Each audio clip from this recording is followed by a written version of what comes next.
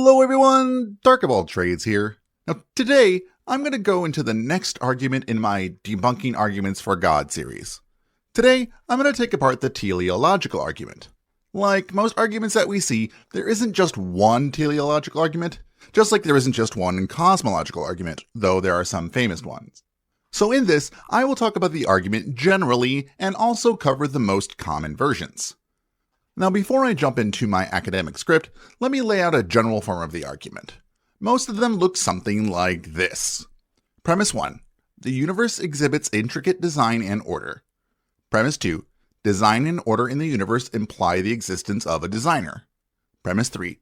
The complexity and functionality of natural systems cannot be attributed to chance alone. Premise 4.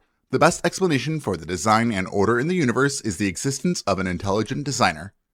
Conclusion, therefore, an intelligent designer, often posited to be God, exists. Keep this in mind as I talk about the other forms of the argument, and feel free to compare and contrast the analogies. The teleological argument, also known as the argument from design, has long been a cornerstone of theistic philosophy, offering a seemingly intuitive case for the existence of a God. At its core, this argument posits that the intricate order, complexity, and apparent purpose in the universe cannot be the result of chance alone, but rather suggest the hand of an intelligent designer. From the precise tuning of physical constants that allow for life, to the complex structures found in biology, proponents of the teleological argument see evidence of deliberate design. This argument has evolved over centuries, from William Paley's famous Watchmaker analogy to modern iterations like the fine-tuning argument. However, despite its historical influence, the teleological argument faces significant challenges, both philosophical and scientific. In this video, I will explore the teleological argument in depth, examining its foundations, its most prominent examples, and the critical issues that undermine its validity. Ultimately, I will argue that the teleological argument does not provide a sound basis for the existence of a designer, and that alternative explanations, grounded in empirical evidence and scientific understanding, offer more compelling accounts of the universe's complexity. The teleological argument, often referred to as the argument from design, seeks to demonstrate the existence of a higher intelligence, commonly identified as God, by pointing to the order, purpose, and complexity observed in the universe. The term teleological is derived from the word telos, meaning end or purpose. The argument posits that the universe, much like a machine or a work of art, exhibits evidence of a deliberate design, which in turn implies the existence of a designer. The basic structure of the teleological argument can be outlined in a few key steps. The universe is filled with intricate systems and structures that exhibit a high degree of complexity and order. From the precise laws of physics that govern the cosmos to complex biological mechanisms that sustain life, this order seems to serve specific purposes. The observed complexity and purposeful arrangement, proponents argue, are not the result of random chance. Just as a watch's intricate workings imply the existence of a watchmaker, the complex order in the universe suggests the presence of an intelligent designer. Therefore, it is concluded that an intelligent designer, God, must exist to account for the purposeful design of the universe. The teleological argument has a long and influential history in the philosophy of religion. One of its most famous formulations comes from the 18th century theologian William Paley. In his 1802 work, Natural Theology, Paley presents the Watchmaker analogy, a vivid and memorable illustration of the argument's core idea. Paley asks his readers to imagine finding a watch on the ground. The complexity and functionality of the watch, its gears, springs, and dials working together to tell time, immediately suggests that it did not come into existence by accident. Instead, it must have been designed by an intelligent watchmaker. Paley then extends his analogy to the natural world, arguing that the complexity of living organisms and the order of the cosmos similarly point to the existence of a divine designer. In more recent times, the teleological argument has been reformulated in the context of modern science, particularly through the fine-tuning argument. This version of the argument points to the precise values of the physical constants and laws of the universe, which seem to be finely tuned to allow for the existence of life.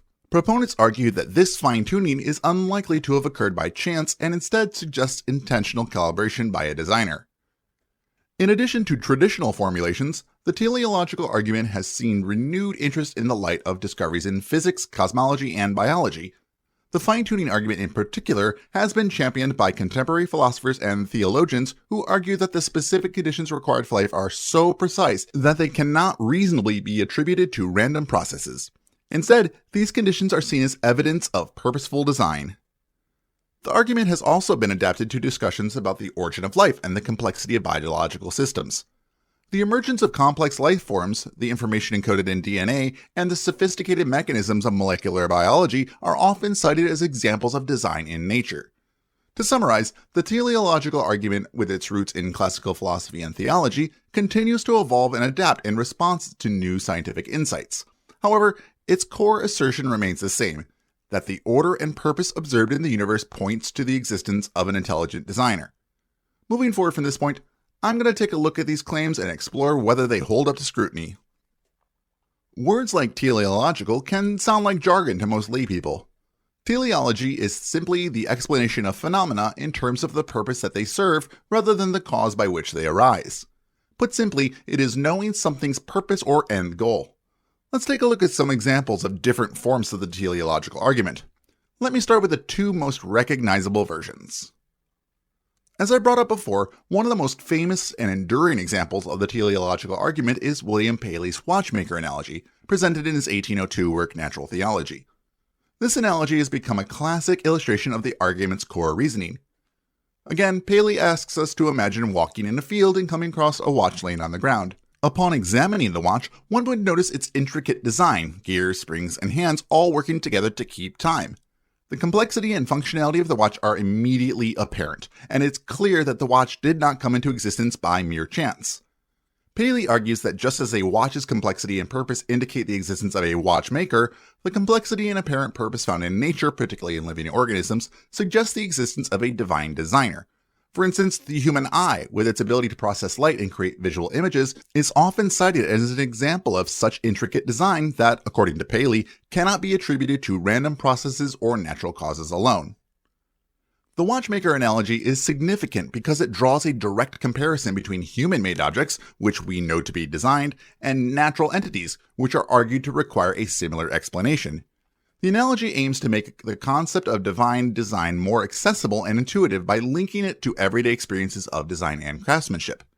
The analogy also emphasizes the idea that complexity and purposeful arrangement are hallmarks of intelligent design, a theme that runs through much of the teleological argument. Another key example of the teleological argument, especially in its modern discussions, is the fine-tuning argument. This version of the argument shifts its focus from biological complexity to the fundamental constants and conditions of the universe itself. The fine-tuning argument begins with the observation that the universe is governed by a set of physical constants and laws, such as the gravitational constant, the electromagnetic force, and the cosmological constant, that seem to be precisely calibrated to allow for the existence of life. Proponents of the fine-tuning argument contend that even slight variations in these constants would result in a universe where life as we know it could not exist. For example, if the gravitational constant were slightly stronger or weaker, stars and planets might not form, or they might collapse into black holes, precluding any possibility of life. The improbability of these constants being set by chance is seen as evidence of deliberate calibration by an intelligent designer who set these conditions specifically to allow life to develop. The fine-tuning argument has gained traction in the context of modern physics and cosmology, where the precise nature of these constants is a subject of scientific investigation.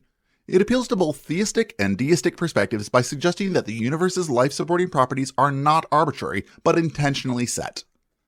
The argument also resonates with a sense of wonder and mystery that often accompanies the study of the cosmos.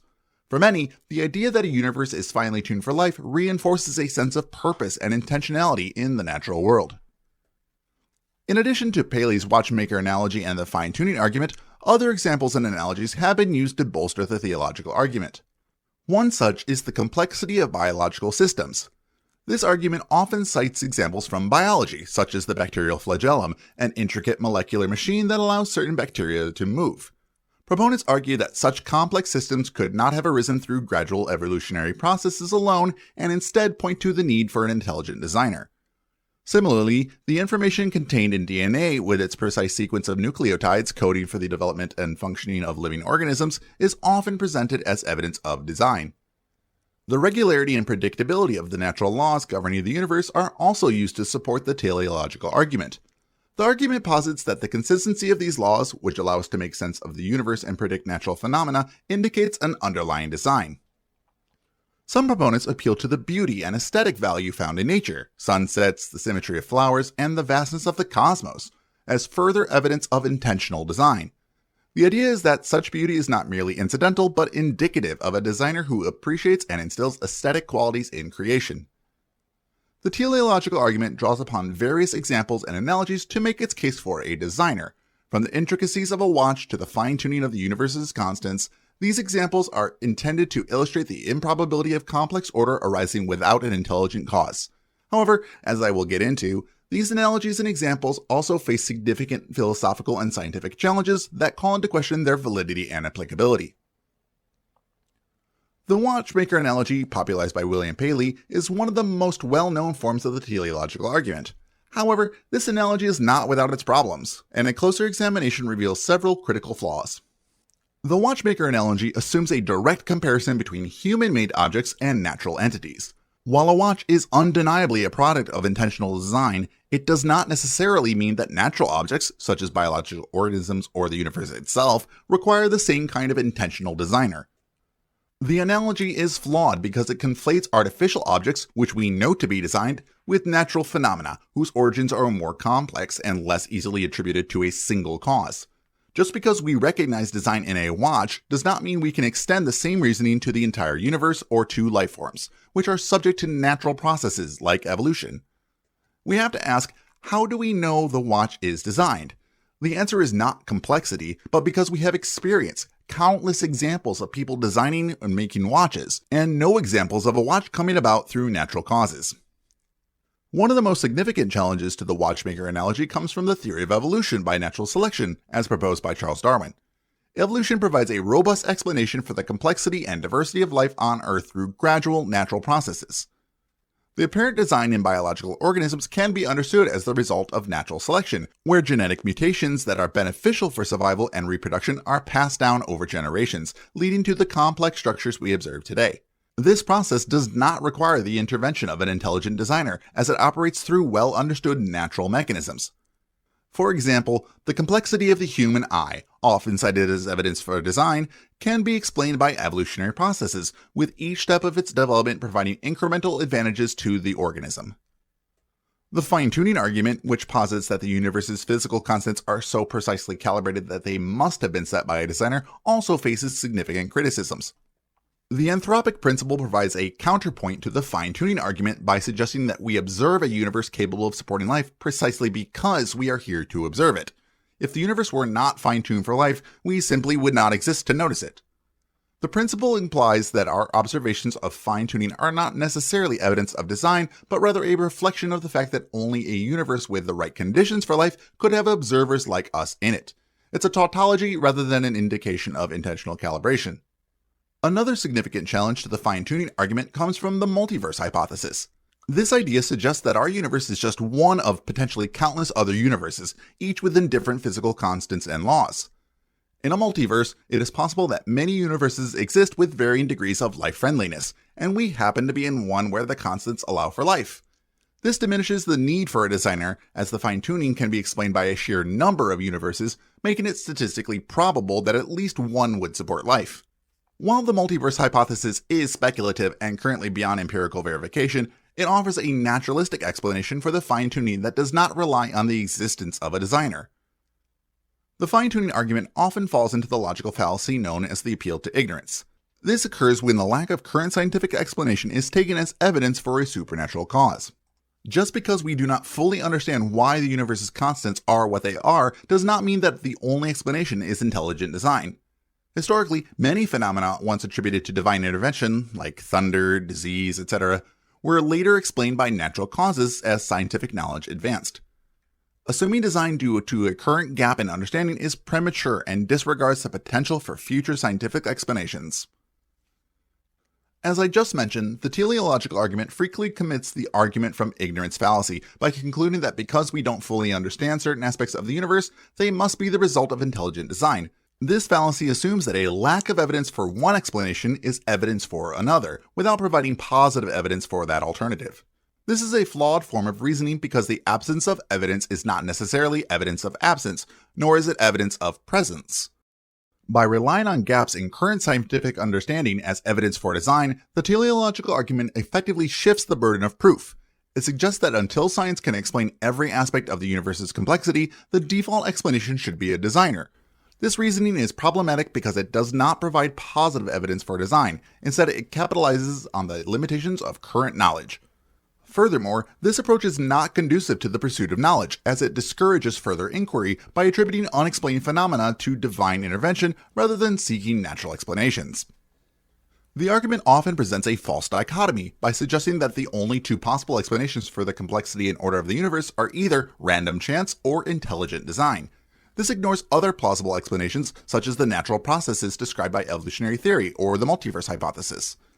By framing the argument in this way, it oversimplifies the range of possible explanations and creates a misleading choice between design and randomness, when in reality, naturalistic explanations offer a middle ground. By ignoring these alternatives, the teleological argument misrepresents the range of possibilities and oversimplifies the debate. It forces a conclusion that may not be justified by the evidence, thereby weakening its overall persuasiveness. The teleological argument sometimes falls into the post hoc ergo propter hoc fallacy, which assumes that because one event follows another, the first event caused the second. In this context, it is the assumption that because the universe supports life, it must have been designed to do so. This reasoning overlooks the possibility that life adapted to the conditions of the universe, rather than the universe being specifically designed for life. The argument jumps from observation to conclusion without adequately exploring alternative explanations. It assumes causality where there may be none, or at least where other causal explanations are possible. By jumping to conclusions about the cause of observed phenomena, the argument fails to consider alternative explanations and does not adequately justify the inference of design. This weakens the argument's claim to be a robust explanation for the order and complexity of the universe. Another subtle but significant issue with the teleological argument is the potential for confirmation bias, the tendency to favor information that confirms pre-existing beliefs or hypotheses while disregarding information that contradicts them.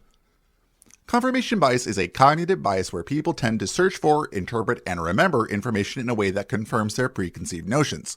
This can lead to selective attention to evidence that supports a particular conclusion while ignoring evidence that challenges it. In the teleological argument, proponents may focus on examples of complexity and order that seem to support design while overlooking or downplaying naturalistic explanations or instances of disorder and apparent randomness in the universe. Confirmation bias can lead to a skewed interpretation of evidence, where the argument for design is bolstered by selective examples that fit the desired conclusion. This reduces the objectivity of the argument and undermines its credibility.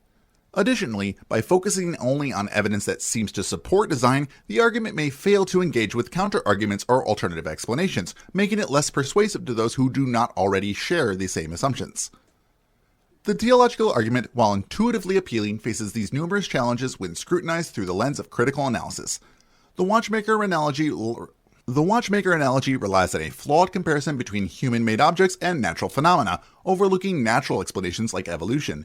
The fine-tuning argument, though sophisticated, is undermined by the anthropic principle, the multiverse hypothesis, and the fallacy of appealing to ignorance. Moreover, the argument is riddled with logical fallacies that weaken its validity. These issues collectively suggest that the teleological argument does not provide a sound or compelling case for the existence of a designer. I touched very briefly on the scientific and philosophical challenges, but let me dive into them a bit more. One of the most significant challenges to the teleological argument comes from the scientific understanding of evolution by natural selection. Evolution provides a robust, naturalistic explanation for the complexity and diversity of life, undermining the need for a designer to account for these phenomena. Evolutionary theory explains that species evolve over time through the process of natural selection, where traits that confer a survival or reproductive advantage are more likely to be passed on to subsequent generations. Over long periods, these small cumulative changes can lead to the development of highly complex structures and organisms. As I mentioned before, the intricate structure of the human eye, often cited as evidence of design, can be explained by the result of gradual evolutionary improvements over millions of years. Each incremental change that enhances the organism's ability to perceive light and images would have been naturally selected for, leading to the sophisticated organ we see today. The fossil record, genetic studies, and observed instances of evolution in real time all provide substantial evidence for the theory of evolution.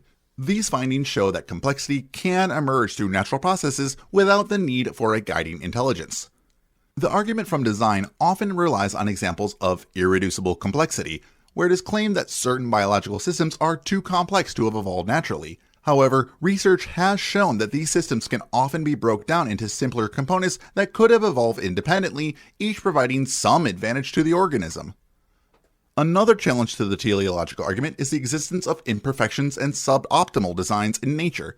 If an intelligent designer were responsible for the creation of life, it is reasonable to expect that this design would be flawless. However, many examples in nature suggest otherwise. There are numerous examples of biological structures that seem to be poorly designed. One of my favorite examples is the recurrent laryngeal nerve in mammals, which takes a detour from the brain to the larynx via the aorta, which is far longer than it needs to be. This route is inefficient and only makes sense in the context of evolutionary history, where gradual changes led to this seemingly suboptimal arrangement.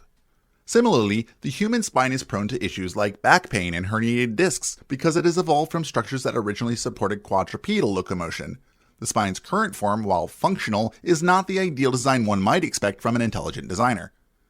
The presence of such imperfections raises questions about the assumption of a perfect omniscient designer.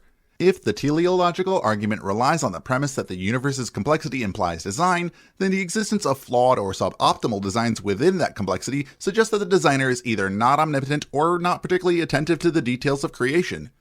These imperfections are more easily explained by natural processes like evolution, where changes are driven by survival rather than by an overarching intelligent plan. This undermines the argument that complexity and order in nature necessarily point to a designer. The fine-tuning argument, which claims that the precise conditions of the universe are evidence of design, faces a significant challenge from the multiverse hypothesis. The multiverse hypothesis posits that our universe is just one of potentially countless others, each with its own set of physical constants and laws. If there are a vast number of universes, then it's not surprising that at least one would have the conditions necessary for life. This hypothesis provides a naturalistic explanation for the fine-tuning of the universe, suggesting that the apparent precision of physical constants is not the result of design, but rather the result of a vast multiverse where all possible configurations of these constants exist. The multiverse hypothesis challenges the notions that the fine-tuning of the universe requires an intelligent designer. It shows that what might seem improbable in a single universe context becomes likely when considering the possibility of many universes. While the multiverse hypothesis is still a topic of scientific debate and not yet empirically confirmed, it is a plausible alternative that does not invoke a designer. This weakens the force of the fine-tuning argument, which hinges on the improbability of life-permitting constants arising by chance in a single universe.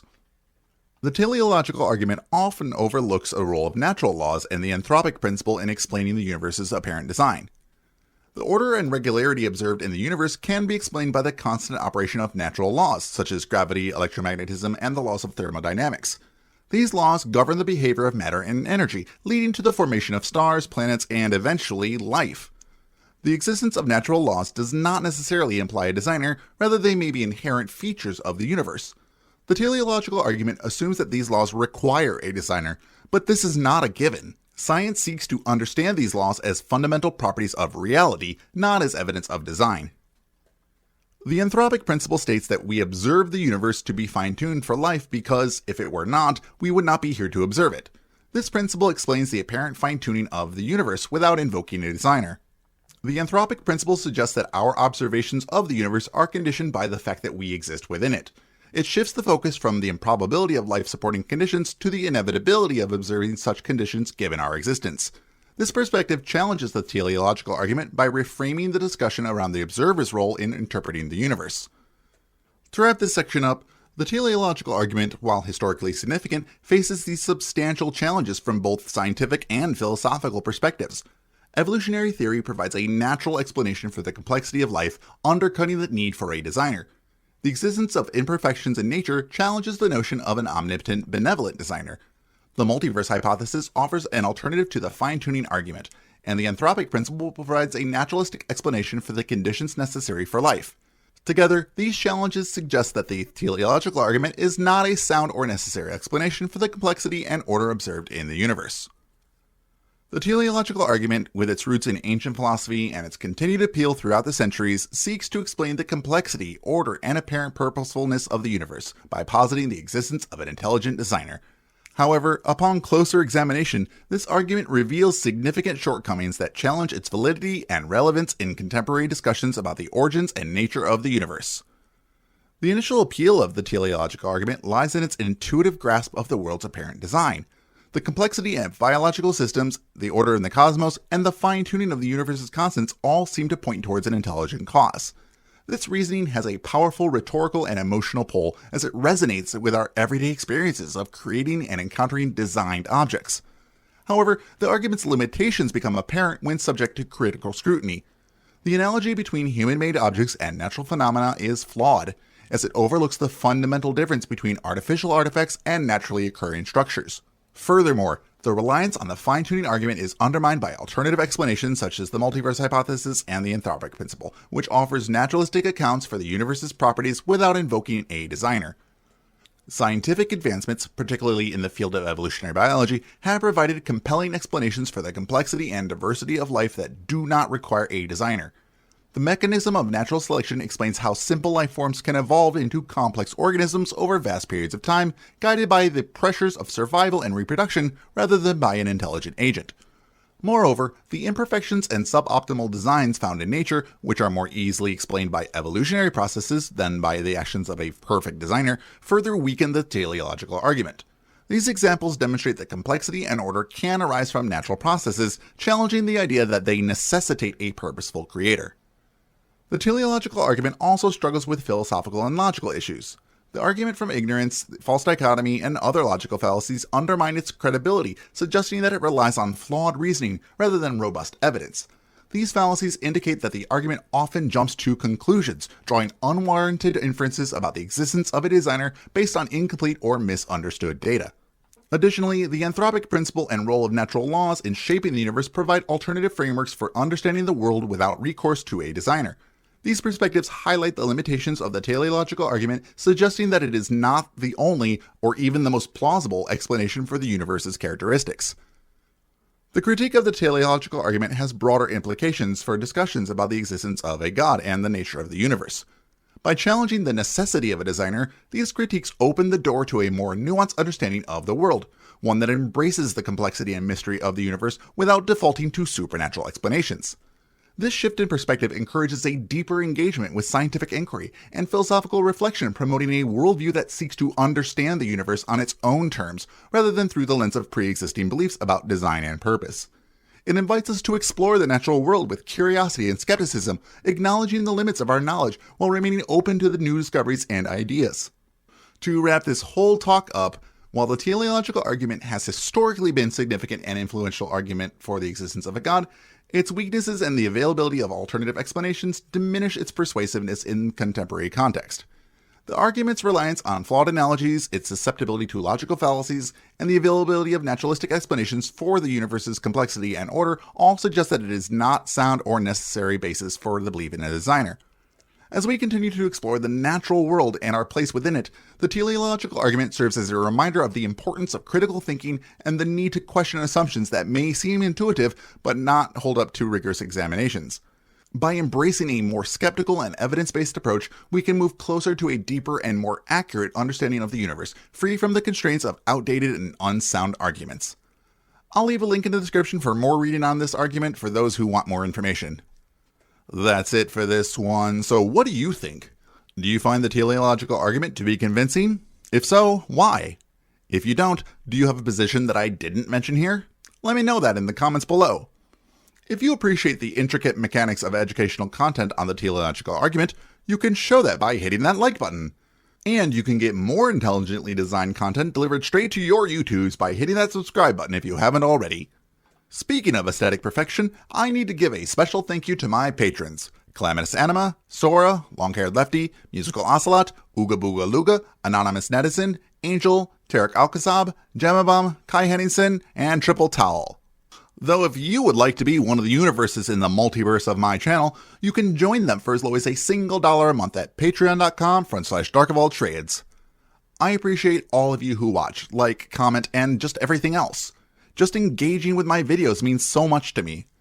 My goal for most of my life was to be a teacher and help people, and the fact that all of you from all over the world have found and appreciate the work I do to make content like this is as incredible to me as it is inspiring.